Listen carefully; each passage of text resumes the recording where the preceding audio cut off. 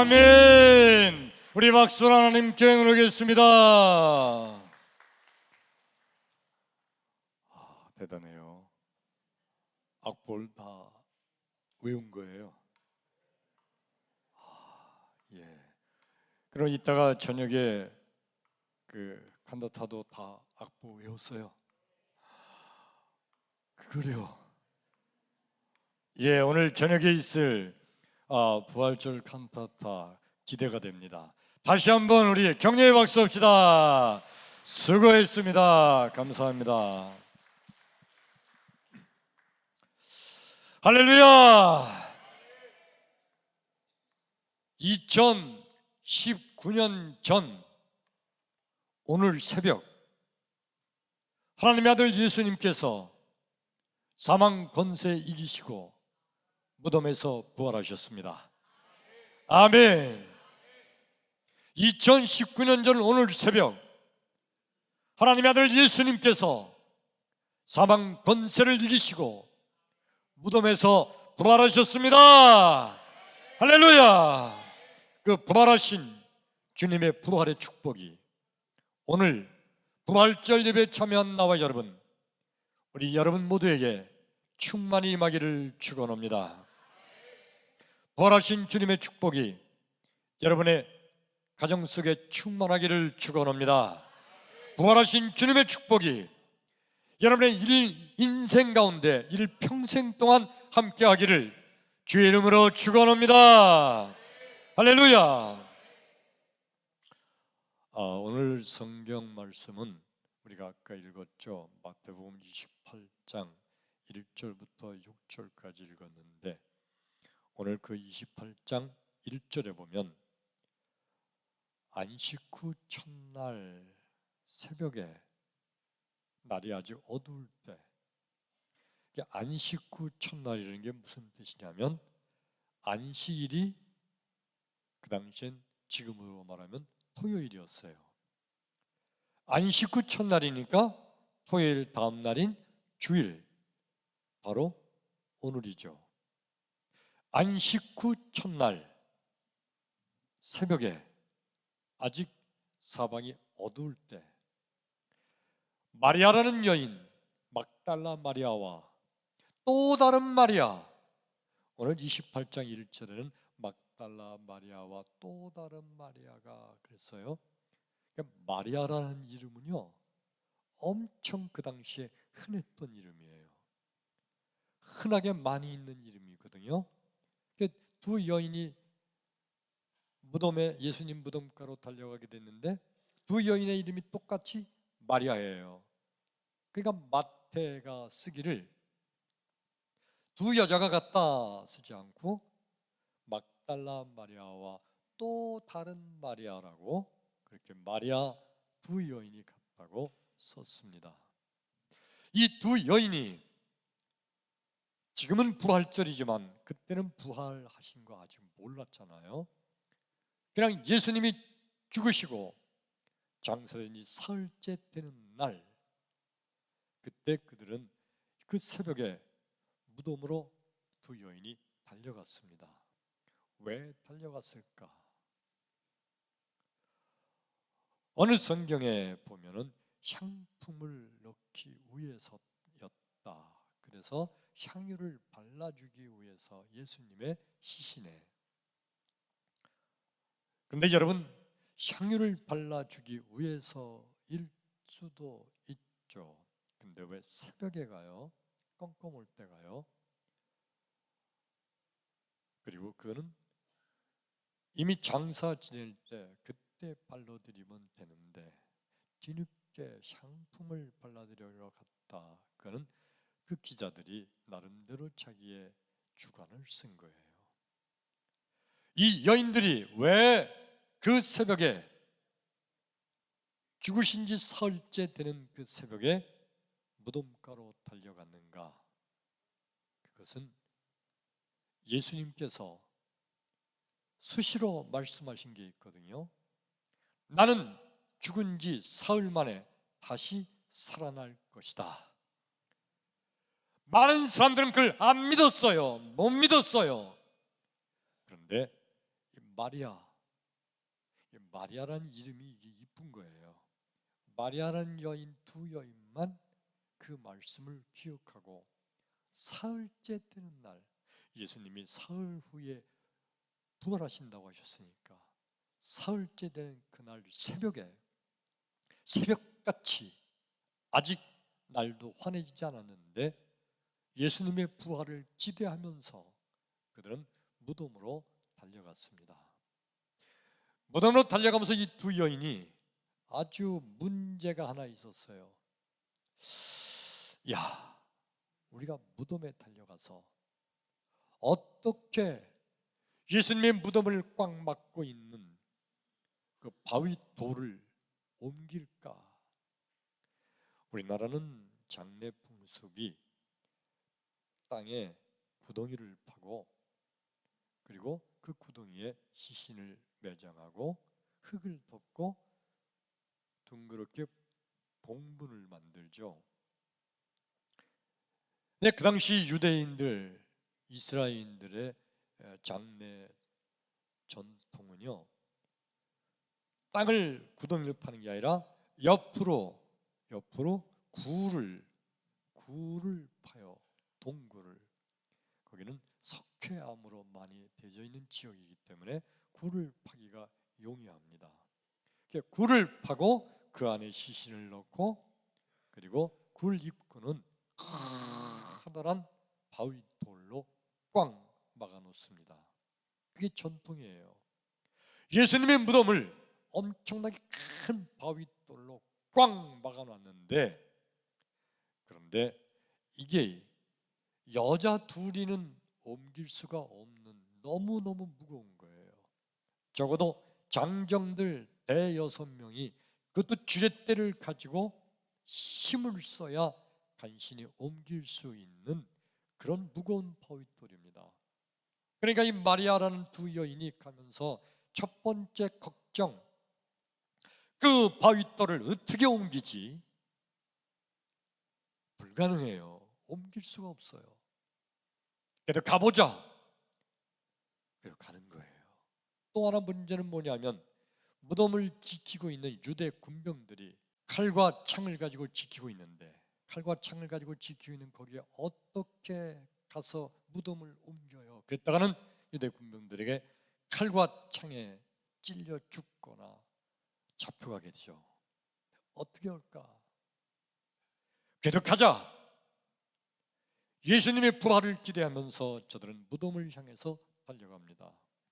달려갔더니 놀라운 일이 일어났어요. 가는 도중에 지진이 일어나는 그 무서운 상황에서 그만둘까 그냥 돌아갈까 하다가 그냥 할 수 없이 그냥 가자 했는데, 무덤에 도착해 보니까 놀라운 일이 일어났습니다. 무덤을 막고 있던 그 바위돌이 다 활짝 열린 거예요. 할렐루야. 그리고 그를 지키고 있던 유대 군병들, 그들이 놀래서 다 도망가 버리고 남아있는 유대 군병들은요 너무너무 놀래가지고 정신이 나갔어요. 성경에 뭐라고 써있냐면 죽은 자 같이 됐더라. 할렐루야. 자, 여러분, 어째서 이런 일이 일어났을까요?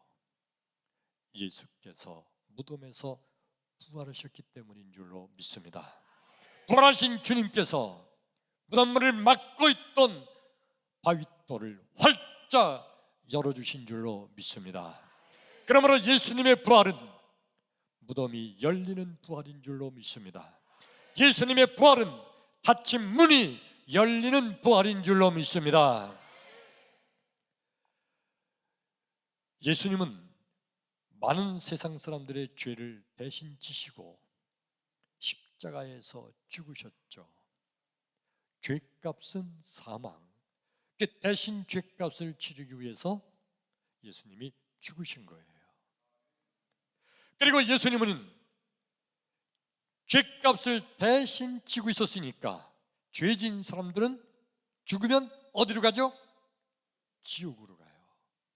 그래서 예수님께서도 우리 인간들의 죄를 대신 지시고 있었으므로 지옥으로 가셨습니다. 그러나 지옥의 사망 권세가 예수님을 가둘 수가 없었어요.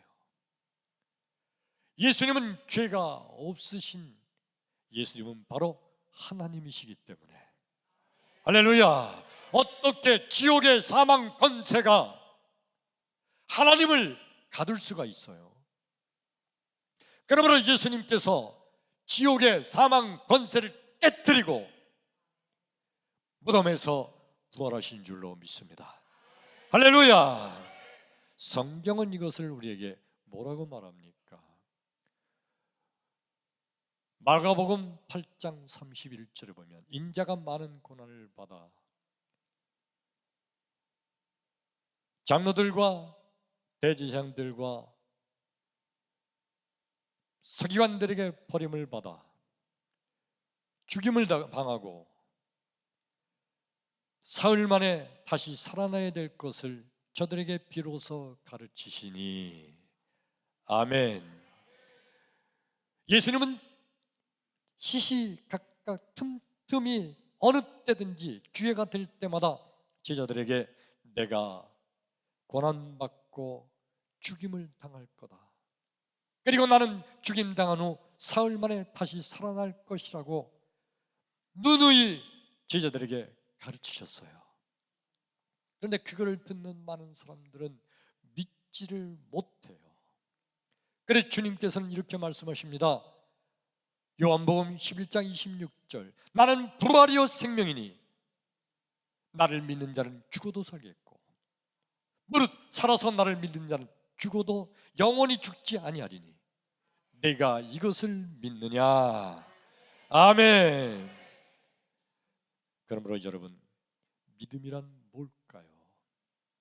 믿음이란 예수님께서 부활하셨음을 믿는 것, 이게 믿음인 줄로 믿습니다. 진정한 믿음은 죽었지만 그러나 살아나셨다는 하나님의 아들 예수님을 믿는 것, 이게 진정한 믿음이에요. 믿음이 없는 사람들은 이런 말을 합니다. 어떻게 사람이 죽었다가 다시 사냐? 그런 일은 있을 수 없다.